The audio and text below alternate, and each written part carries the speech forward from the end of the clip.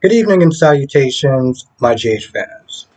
Let's start off with Robert and Diane for a minute because I'm going to be honest, I don't really understand why is Diane giving Robert the time of the day. This guy, once again, is hung up on another ex. And after they get down to business about, maybe there's a possible chance they can get Drew, um, out of jail because the judge was biased. He's trying to look for a promotion, and Diane feels like she has a good angle as far as getting him out. Since the judge wants to sit there and be bumped up to like some sort of promotion I can't remember, but they're talking about business. They get a little kind of flirty, and then Anna comes in, and Robert just drops everything what he's doing.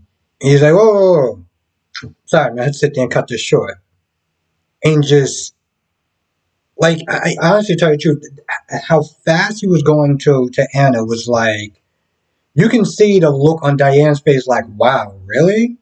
Then he came back over there to try to get his briefcase, and he was like, oh, I'll make it up to you, lunch is on me or whatever. And she was just like, I don't need your money. I'm good. The whole time she's sitting there watching those two get chummy and stuff because Robert gave Anna a gift since all her photos in the house burned. He was able to sit there and somehow, and I don't even know how, he was able to sit there and get all these pictures or whatever, download it into this photo tablet or whatever. Anyways, they're laughing and she's smiling and stuff like that, and Diane is just getting pissed. And I'm like, this is exactly. I'm like, what are you doing? In all reality, you would have thought that she would have learned her lesson the first time when he was hung up on Holly, and now he's doing the same thing to Anna.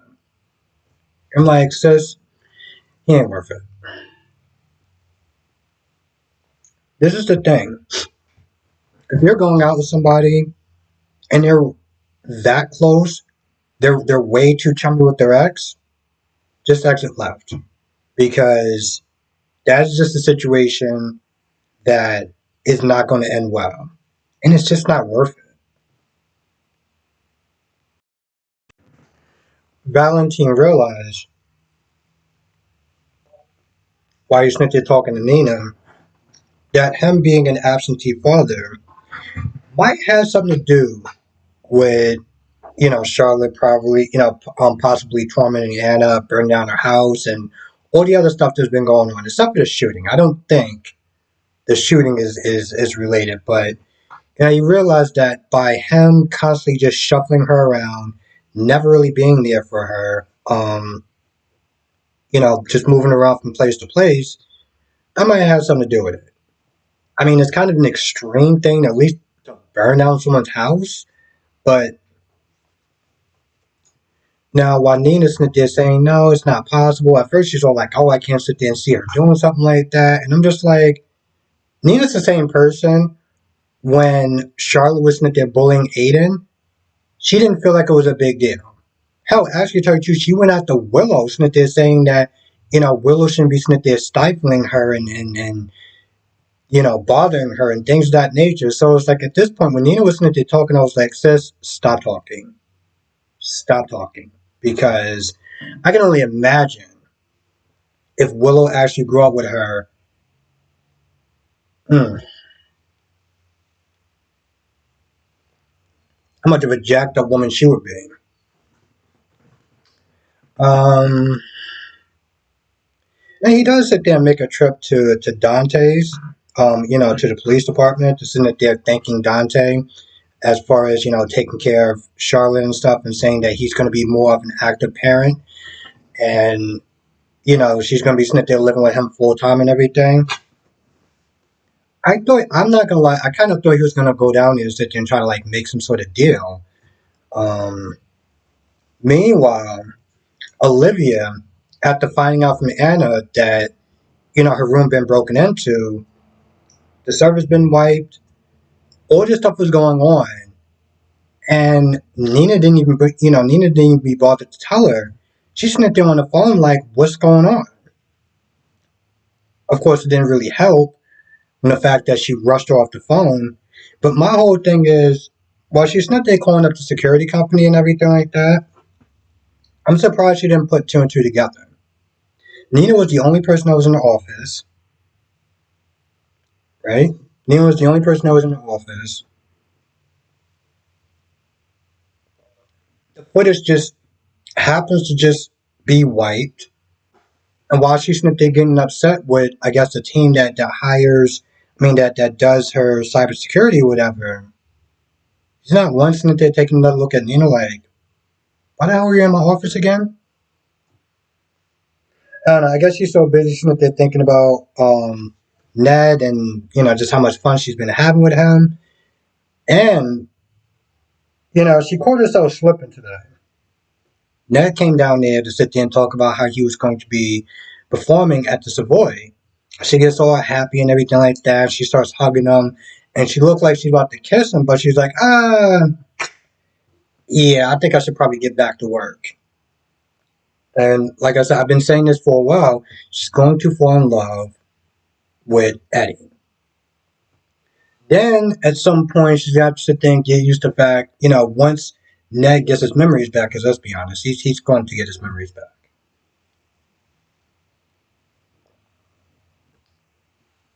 Once he gets his memory back, she's gonna have to sit there and start thinking like, "Oh, I fell in love with this guy. Now I gotta get used to the guy who's in a suit and tie, as opposed to the guy who looks like he is." You know what? I'm not even gonna go there. Um. So Drew is being, watched by Cyrus, talking to Carly about, he didn't really get any information yet. One of the guards comes up, and the guard he was sent to ask him for information before gives him some bogus story about how Austin was sent there. Austin went to go to the he went to visit Pentonville to treat a guy named Lenny who got beat up or whatever for asking too many questions or something. And Drew didn't exactly really buy it, but he didn't really push at the same time. He knew there was something off about it. And of course it was, because the minute that Drew left, um, Cyrus is like, thank you, you did your job well. You don't worry, I got your son and everything. And I said this, I think maybe in a couple of reviews before, that at some point something bad's going to happen to Drew. That dude's going to want to be in the ICU. And if you saw the previews, you know exactly what I'm talking about.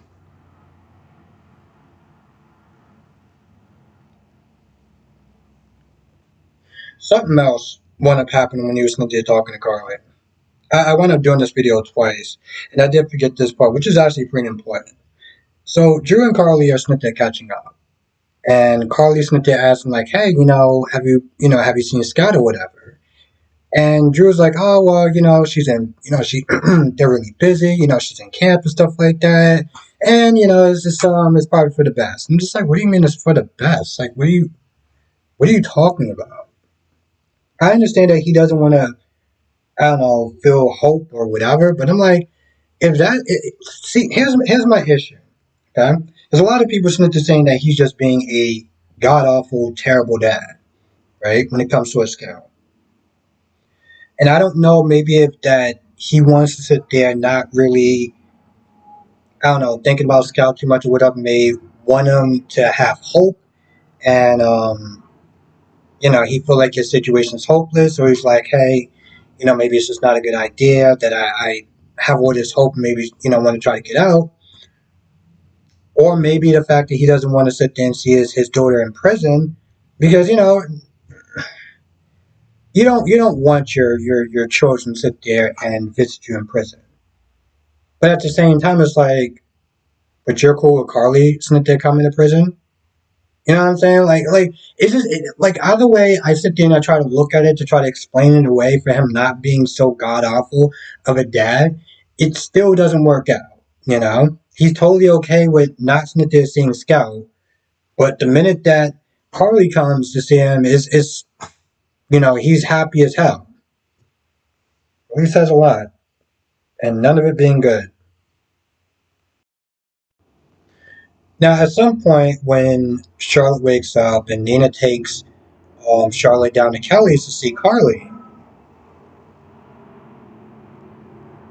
Carly and Nina get to talking.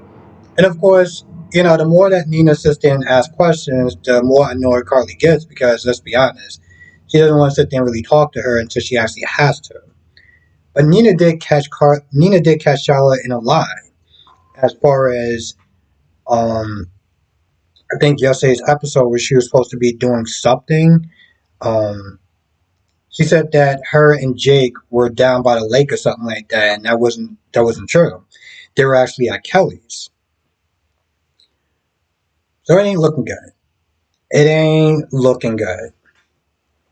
And to be honest, hell, I can even see her burn down a house. I just don't understand why. And somebody said, I think it was Dion. It was Dion from Dion's Corner that was there saying like all this stuff that Charlotte's there doing to try to um get Anna away from Valentine is only backfiring because all the stuff that she's doing so far, it just makes Valentine more protective as far as being close to her and things of that nature. It's like, okay, so you burnt down a house. Okay, so now they move to the hotel. So you grew, you messed up their hotel. So you just moved to another hotel. It's like everything that you're doing so far is just backfiring. And I feel like at this point, the only thing that's left to do is probably sit there and kill Anna. I don't know if she has it in her. Bullying is one thing, you know, especially if you're bullying with an actual purpose.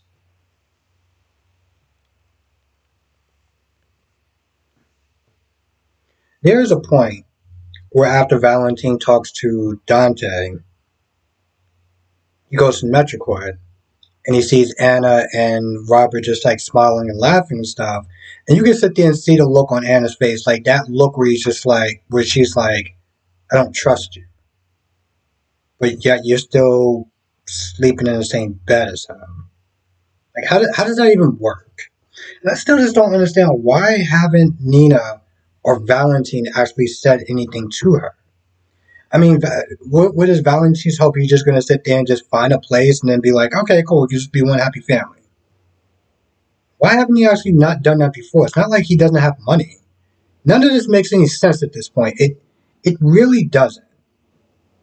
But um, Sam is able to sit there and get some information on Sasha as far as all the different drugs that was in the system, and from Willow. Willow was willing to help. Since Willow and Sasha are friends, and brings the information to Dante. And now they just have to sit there. See, the thing is, okay, so they got all the stuff that's in their system. Okay, that's great. But how are you going to sit there and tie it back to the doctor at this point?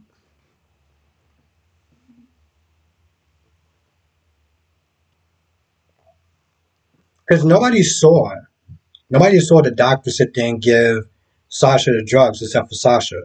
And it's not exactly she's the most reliable witness so far. I'm gonna be honest, I really did not care about the Brooklyn scenes. It it was just at this point there for filler. All she's sitting there doing is talking about she actually sat there and compared Blaze to Beyonce. I was like, alright, bro. Okay. Sure, yeah, she's just as good as Beyonce. And she's talking about how she's going to sit there and sign her and everything like that. I'm just like, okay, I mean, I didn't really care that much about it before, but at least you gave me a good laugh out of it. And of course, Nat can't sit there and finish his song, so, well, it's a good thing that he's rich.